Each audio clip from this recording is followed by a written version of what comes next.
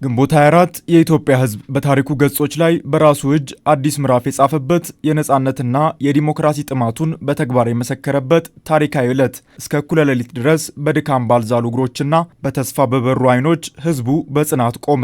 በቃላት ሳይሆን በታገሰባቸው ረጃጅም ሰዓታት ባሳየው የሰላም አርአያነት ለነገዋ ሀገር ጠንካራ መሰረትን ጣለ። ትናንት በሀገር አቀፍ ደረጃ መላ ህዝባችን በሚያስደንቅ ትጋትና ብርታት የዲሞክራሲ ስርዓት ኢትዮጵያ ውስጥ ለማነጽ ለመገንባት እስከ እኩለ ሌሊት ከዛም በላይ እስከ 9 ሰዓት ድረስ በዚያ ሁሉ ፈታኝ ሁኔታ ውስጥ እምቢኝ ብሎ ስርዓቱን ለመገንባት ቁርጠኝነት አሳይቶ ሲመርጥ የዋለበት ያመሸበት ያደረበት ማለት ይቻላል ዕለት ነበረ። ይሄ ለኢትዮጵያ የዲሞክራሲ ስርዓት ግንባታ እንደ አንድ ታሪካዊ ጊዜ ሊወሰድ የሚችል ኩነት ነው። ሰላማዊ መሆኑ ብቻ ሳይሆን ህዝቡ ያሳየው ጥንካሬ፣ ብርዱ፣ ውሃ ጥሙ፣ አልፎ አልፎ ዝናቡ በድምሩ አስደማሚ ነገር ነው። ይህ ድንቅ ህዝባዊ ትዕይንት እንቅልፍ የሚነሳና ህዝብ በታመነው ልክ መገኘትን የሚጠይቅ ነው። በዚህም በዓመቱ መጨረሻ የታቀደውን እድገት ለማሳካት የሚባክን ጊዜ የለንም። በመሆኑም በፍጥነት ወደ ስራ መግባት አለብን ብለዋል ጠቅላይ ሚኒስትር ዶክተር አብይ አህመድ። ይህ ጉዳይ አያስተኛም። ብዙ ማሰብ፣ ብዙ መበርታት፣ በታመነው ልክ መገኘትን የሚጠይቅ ጉዳይ ነው። በዚህ ዓመት ኢትዮጵያ ያቀደችው እድገት 10.2% ወይም ከአፍሪካ ቀዳሚውን እድገት ለማረጋገጥ ነው። ይህ እድገት የሚረጋገጠው ደግሞ የሚባክን ጊዜ ከሌለ ነው።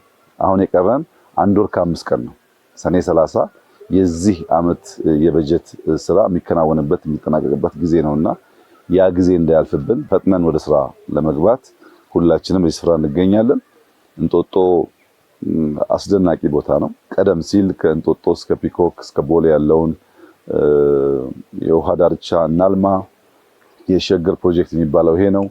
በወክዌይ አክሰስ ሮድ ከግል ባለሀብቶች ጋር መተባበር በጣም በርካታ ቡና መሸጫ፣ ሬስቶራንቶች፣ የተለያዩ የንግድ መገበያያ ስፍራዎችን ለመስራት ጥረት ሲደረግ ቆይቷል። ዛሬ ያየነው 9.6 ኪሎ ሜትር ነው። በጠቅላይ ሚኒስትሩ በይፋ ተመርቆ ለህዝብ ክፍት የሆነው ፕሮጀክቱ ከእንጦጦ ቁስቋም ጀምሮ እስከ ቀጨኔ መድኃኔዓለም ድረስ 9.6 ኪሎ ሜትር ርዝመት ያለው ሲሆን የሸገር ፕሮጀክት አካል ነው። በውስጡ የያዘው የአትክልትና የፍራፍሬ ልማት ደግሞ ጠቅላይ ሚኒስትሩ በአድናቆት ከገለጿቸው ጉዳዮች ውስጥ ነው።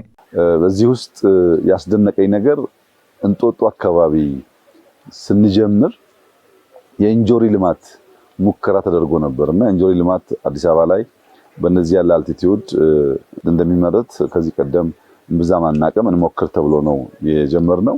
ዛሬ ያየነው ውጤት ግን በጣም ይገርማል።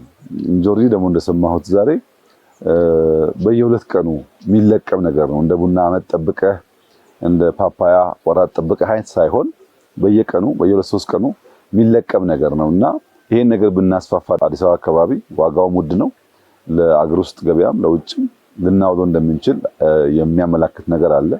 ብርቱካን ተተክሏል፣ ሎሚ ተተክሏል፣ የደጋ ቡና ተተክሏል፣ ማር አይታችኋል። ከእንጦጦ የተለየ ኦሮማ ያለው ማሮች ማየት ችለናል።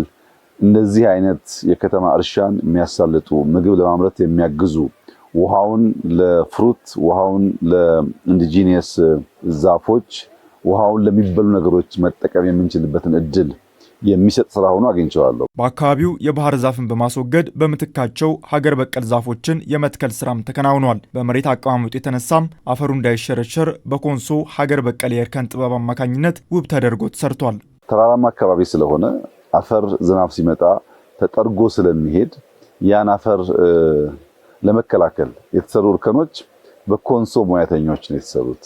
ከውጭ ሀገር በመጡ ሰዎች አይደለም። የከተማ ጠበብቶች፣ ሳይንቲስቶች፣ አዋቂዎች አይደሉም።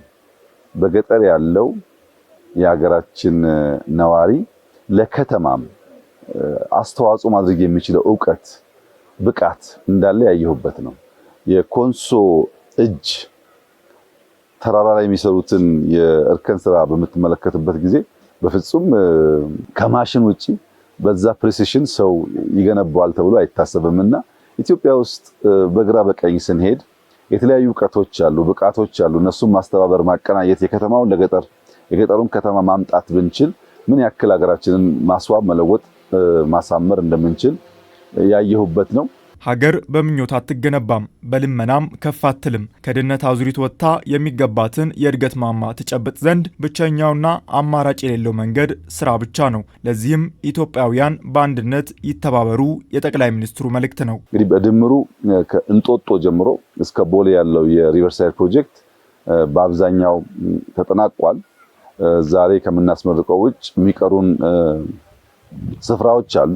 እነሱም በሚቀጥሉ ጊዜያቶች እያጠናቀቀን ስናስመርቅ በሚቀጥለው 2 ወር 3 ወር ጊዜ ውስጥ እስከ ፒኮክ ያለው ሙሉ በሙሉ ስራ ላይ የሚውል ይሆናል። ይህ ለከተማችን ሕዝብ ትልቅ ብስራት ነው፣ ለኢትዮጵያ ትልቅ ብስራት ነው። ብዙዎች ሞክረውት ከውጭ ኩባንያዎች ጋር ሞክረነው አልሰምር ያለውን ስራ በሀገር በቀል ልጆች፣ በእኛው ወጣቶች፣ በእኛው አርቲስቶች በሚያስደንቅ ሁኔታ የውሃ አካባቢው የሚለውጥ ስራ ተሰርቷል። እኔ ያለኝ መልእክት እንበርታ፣ እንስራ። ህዝባችን ስራ ይፈልጋል፣ ሀገራችን ስራ ትፈልጋለች። ከበረታን ከሰራን የምናባክነው ጊዜ ከሌለ የምናስበውን እድገት የምናስበውን ለውጥ ልንጎናጸፍ እንችላለን።